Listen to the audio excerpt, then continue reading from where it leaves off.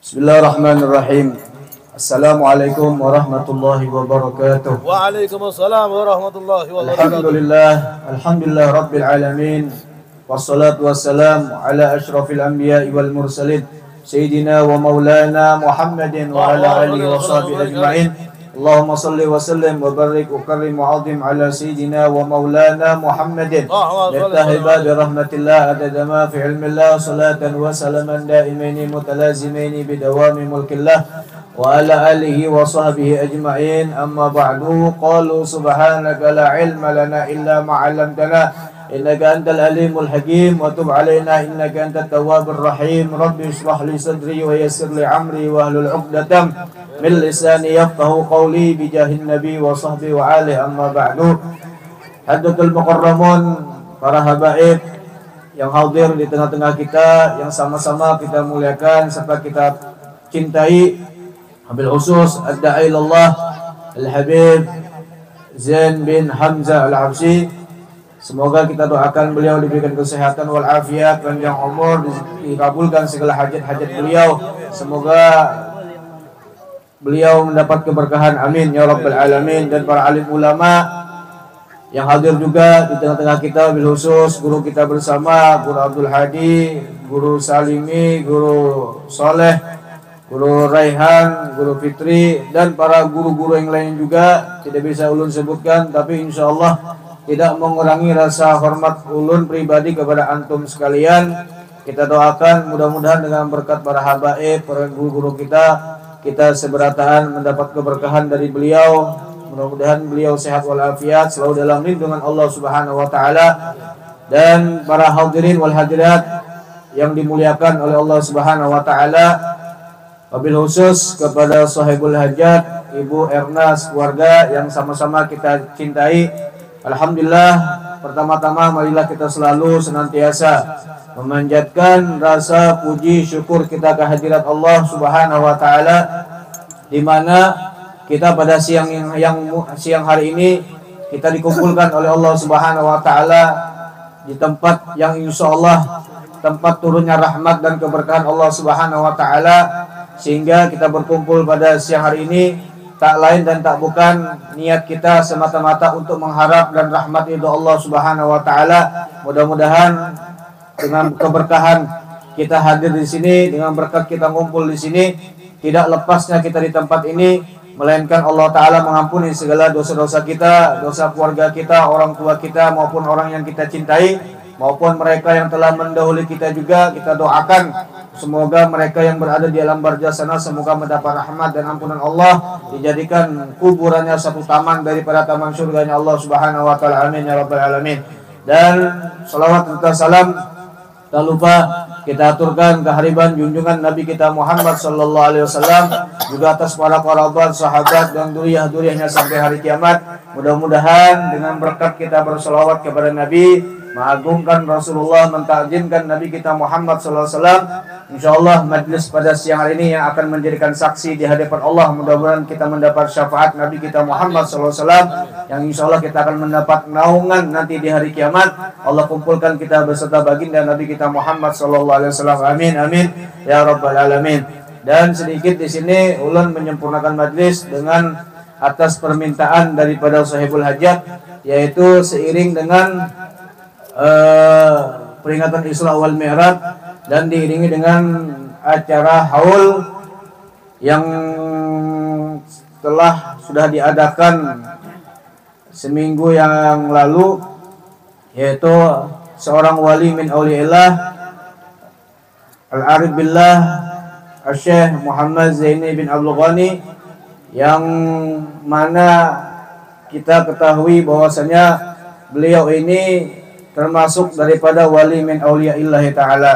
Semoga kita mengharap dengan kehadiran di sini, dengan mengharap keberkahan beliau, semoga dengan apa yang kita niatkan, khususnya hajat kita dunia akhirat, semoga Allah taala mengabulkan niat kita dan memberikan kemudahan segala urusan-urusan kita, mau urusan dunia atau akhirat, dengan berkat sahibul haul. Semoga Allah taala mudahkan dan kabulkan segala hajat-hajat kita, amin ya rabbal alamin. Hadirin wal hadirat yang dirahmati Allah, dan juga kita memasuki juga bulan yang agung, yaitu bulan Rajab, yang mana bulan Rajab ini termasuk salah satu bulan yang paling dimuliakan oleh Allah Subhanahu wa taala, bulan yang termasuk Allah catat termasuk daripada Ashhurul Hurum, bulan yang dimuliakan, di mana bulan tersebut apabila kita beribadah maka akan dilipat gandakan pahalanya oleh Allah Subhanahu wa taala. Berbuat kebaikan Allah tambah pahalanya. Justru sebaliknya, apabila kita berbuat dosa, berbuat maksiat, berbuat kejahatan di bulan yang Allah muliakan ini,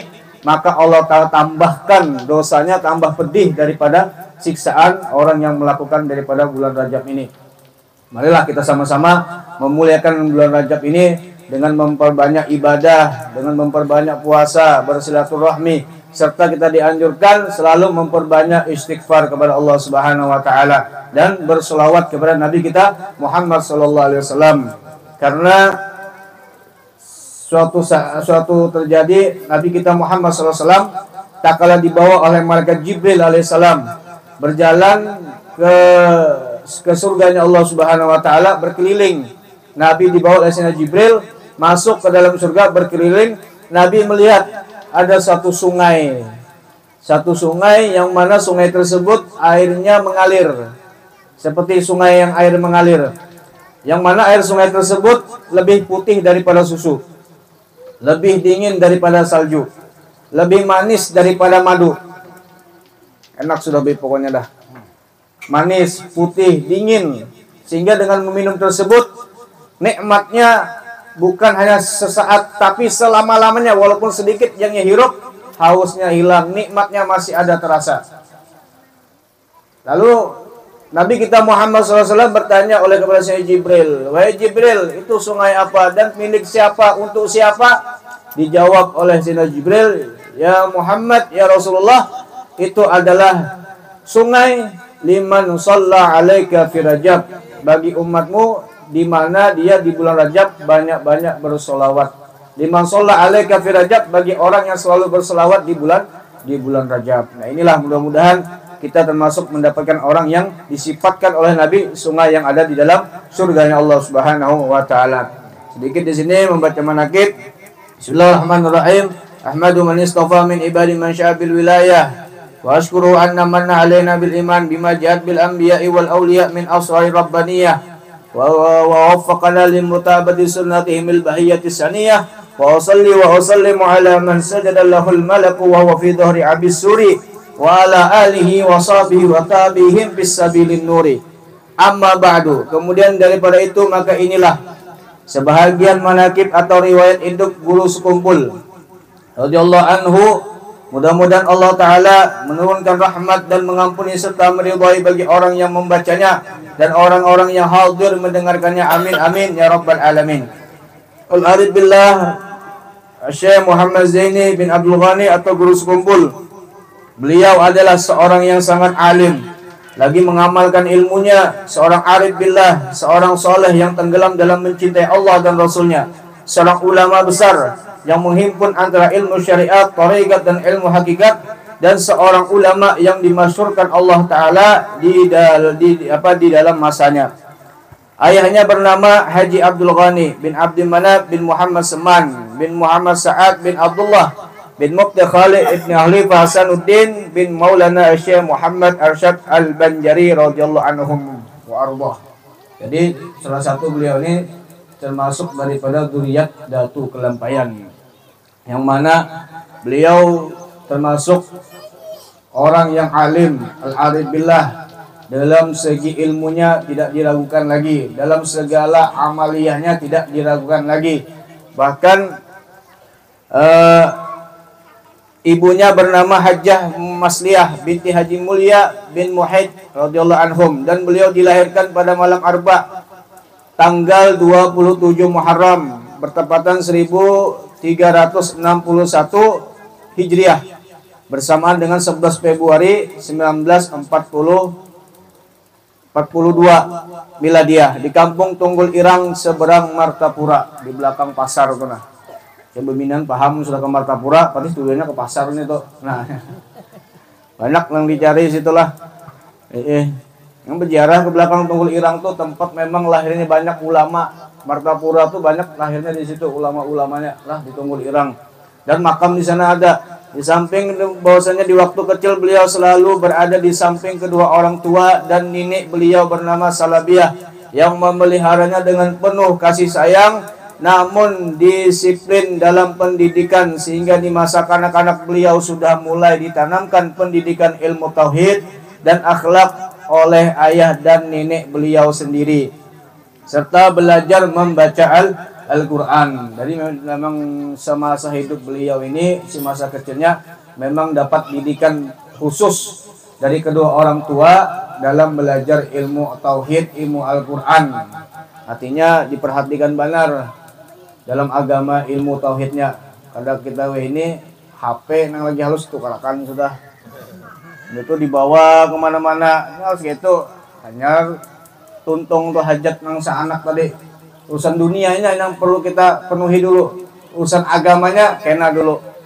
Nah, sebetulnya lagi halus tuh memang ditanamkan masalah pendidikan agama. Dan demikian pula sehingga di masa kanak-kanak beliau sudah mulai ditanamkan pendidikan ilmu tauhid dan akhlak oleh ayah dan nenek beliau sendiri serta belajar membaca Al-Quran. Dengan demikian guru pertama dalam bidang tauhid dan akhlak adalah ayah dan nenek beliau sendiri. Nah, dari didikan orang tua langsung.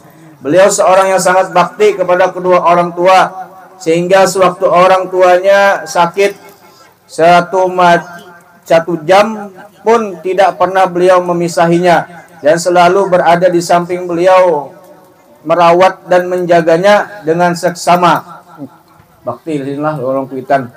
Sehingga ibarat sakit pun kada pernah meninggalkan orang tua sejam pun tetap beliau rawat dengan orang tua tadi. Beliau belajar mengaji Al-Quran dimulainya sejak berumur 5 tahun. Untuk memenuhi keperluan tersebut, orang tuanya meminta seorang guru yang bernama Guru Hasan untuk mengajari ngaji Al-Quran. Sehabis sholat maghrib berjamaah, beliau berangkat ke rumah Guru Hasan yang tidak terlalu jauh dari rumahnya. Setiap kali berangkat mengaji, beliau selalu disuruh orang tuanya membawa satu botol kecil minyak tanah untuk diberikan kepada Guru Hasan. Nah, jadi ini sebagai pelajaran lawan kita lah. Artinya si Dene sesakit apapun lah tetap memperhatikan kepada guru nang belajar lawan si Den. Artinya itu menandakan suatu menambah keberkahan kita bagi seorang yang menuntut ilmu kepada seorang guru. Artinya dengan memberikan sesuatu. Ini minta maaf. Artinya jar bahasa kita ini kan membayar apa jorang? SPP, yalah. Insentif umpamanya. Artinya memang kalau di nominal pian kada ada nilainya Al-Qur'an tuh. Apa urusan duit ini kada ada nilainya. Lawan dunia pun pian tukar dengan Al-Qur'an jauh nilainya. Cuma karena pasti yang paling bermanfaat karena yang pian rasakan dalam kubur tuh Al-Qur'an. Yalah. Al-Qur'an. Ajar guru Adi juga sudah bayar les ini 1 juta, tahan mencarikan duitnya. Les ini bayar 300.000, tahan mencarikan duitnya kemana-mana. Hanya untuk urusan dunia aja kawa. Masa urusan yang pacangan di akhirat nih kita kada kau mencarikan. Kamu sudah naik dari 20.000 gue, naik 10.000, bemamai. Apa naik dia? Yalah. 50.000 tambahnya pulang. Saya aja bang guru-guru ngaji nih. Padahal yang paling yang berperan adalah guru ngaji ini paling banyak pahalanya. Yalah. Berkat inya membaca Fatihah tuh berkat guru ngaji. Makanya kita ini punya anak beramal jariah, lawan anak tuh yang utama tuh paling penting tuh Fatihah yang kita pelajari. Kenapa? Karena Fatihah ini pastinya membaca setiap hari. Yalah, itu paling bermanfaat apabila kita bisa mengajarinya baca Fatihah. Terutama bisa baca Quran. Nah itu. Jadi terpenting benar. Justru kita mendapat keberkahan itu harus membantu lawan kepada guru. Sedangkan ini Sidin ini susah, Sidin. Tetap memperhatikan. Sidin bisi kopiah selambarannya sebiji aja, baju selambar, tapi selambar. Susah hidup sih tetap masih diberikan bekal mengaji setiap hari membawa seliter minyak tanah. Karena orang bahari itu mengaji di kan kada ada lampu. Jadi bahasa kita tuh apa jangan minyak setrongkeng itu nah. Itu kan jadi bebas kalau malam itu pakai minyak setrongkeng, listrik bahari kada ada. Ada mungkin orang-orangnya aja tertentu nang bisi mungkin. genset kalau bahasa kita. Coba Sidin kerada Guru Sidin. Nah, membantu supaya nyaman dalam belajar. Nah, itu memperhatikan. Itu jadi perhatikan nih supaya anak mendapat keberkahan. Artinya kita sebagai orang tua wajib memperhatikan anak. Dalam mengongkosinya wajib. Kalau bisa kita cariakan. Nah, jangan anak gratis aja. Yalah, ini pondok tuh ada sebagian gue gratis. Kita yang mampu nih, jangan anak tahu di gratis saja. Justru menambah keberkahan anak supaya pintar tadi, kita membantu orang pondok tuh tambah berkah lagi sebetulnya. Nah, itu. Dan beliau hal itu ditanamkan di hati beliau agar ia dapat menghargai jariah payah gurunya, yaitu setiap kebaikan harus dibalas dengan kebaikan pula. Di dalam usia 6 tahun beliau sudah mulai belajar di madrasah di Jalan Keraton Tengah selama 2 tahun. Guru yang mengajari di madrasah tersebut bernama Guru Abdul Muaz dan Guru Muhammad Zaini Omar. Di madrasah ini diajarkan membaca dan menulis huruf Arab. Waktu belajarnya cuma 2 jam sehari yang dimulai pukul 2 siang sampai selesai pukul 5 sore. Madrasah tersebut bernama Sekolah Islam Keraton Cabang Darussalam yang dikepalai oleh Tuan Guru Saman Mulia. Nah itu, jadi Sidin ini memang artinya dalam hal ehwal jiwa Sidin itu artinya untuk betul-betul beribadah, niat betul-betul untuk mengabdikan diri beliau kepada Allah Subhanahu wa taala. Dan mutabaah lawan Nabi kita Muhammad SAW. Sehingga dengan kenapa di acara haul Sidin itu rame, di pengajian Sidin rame, majlis Sidin rame, bahkan haulnya juga rame, tambah rame. Kenapa jadi rame itu nah? Karena Sidin kita tahu di masa hidupnya Sidin apa? Memuliakan Allah dan memuliakan Nabi kita Muhammad SAW. Sehingga di waktu wafatnya beliau, setelah wafatnya dimuliakan, diangkat derajatnya oleh Allah Subhanahu wa ta'ala. Begitu juga kita hendak diangkat berarti kita oleh Allah. Semasa hidup kita ini harus kita memuliakan Allah dan Nabi kita Muhammad SAW. Membesarkan majlis Rasulullah itu termasuk orang yang dimuliakan oleh Allah Subhanahu wa ta'ala. Dan sekitar tahun 1950 beliau mulai masuk ke sekumpul di Madrasah Darussalam dan beliau lulus pada tahun 1961. Guru beliau mengajari di Madrasah Darussalam di tingkat tahdiri Guru Sulaiman, Guru Haji Abdul Hamid Hasan Husain, Guru Haji Mahalli Abdul Qadir, dan Guru Muhammad Zaini, Guru Haji Muhammad Rafi'i, dan Guru Syahran. Dan bahwasanya beliau ini hal ehwalnya dikatakan beliau sebelum tidur itu sholat 100 rakaat. Setiap guring sebelum beliau tidur 100 rakaat. Jadi memang karena diluari masalah amaliyah Sidin, ilmuannya, ibadahnya, makanya wajar Sidin ibaratnya diangkat jadi waliullah. Dan Sidin ini artinya beliau mengambil ijazah baiat tarikah Idrisiyah kepada Syekh Muhammad Syarwani Abdan dan Said Muhammad bin Alwi Al-Hasani dan Said Muhammad Yasin Al-Fadani, semuanya dengan sanad yang muttasil kepada Imam Al-Kutub Said Ahmad bin Idris Al-Hasani. Beliau juga mengambil ijazah baiat tarikah Al-Idrisiyah dan tarikat Samaniyah kepada Syekh Muhammad Syarwani Abdan dengan sanad yang muttasil kepada Imam Abdullah Al-Idrus dan Syekh Muhammad bin Abdul Karim As-Samman Al-Madani. Ini semua apapun beliau ada segala tarikatnya, amaliyahnya langsung bersambung kepada guru-guru beliau sampai kepada Rasulullah SAW. Mudah-mudahan dengan berkat ini kita mengambil keberkahan beliau. Semoga apa yang kita hadiri, kita rayakan peringatan Haul Sidin, semoga kita yang hadir ini mendapat keberkahan beliau. Artinya apa mendapat keberkahan ini? Mudah-mudahan di Sidin itu kan ibaratnya di masa hidupnya Allah Ta'ala memberikan keberkahan. Jika itu juga kita yang hadir di sini setelah beliau wafat, kita mendapat keberkahan yang Allah Ta'ala berikan kepada berkahannya Abah Gus Kumpul. Itu juga yang kita dapatkan, yang diberikan oleh Allah Subhanahu Wa Ta'ala. Apa keberkahannya? Sidin ahli ibadah, kita mudah-mudahan menjadi ahli ibadah. Sidin orang menuntut ilmu, kita mudah-mudahan kawan menuntut ilmu.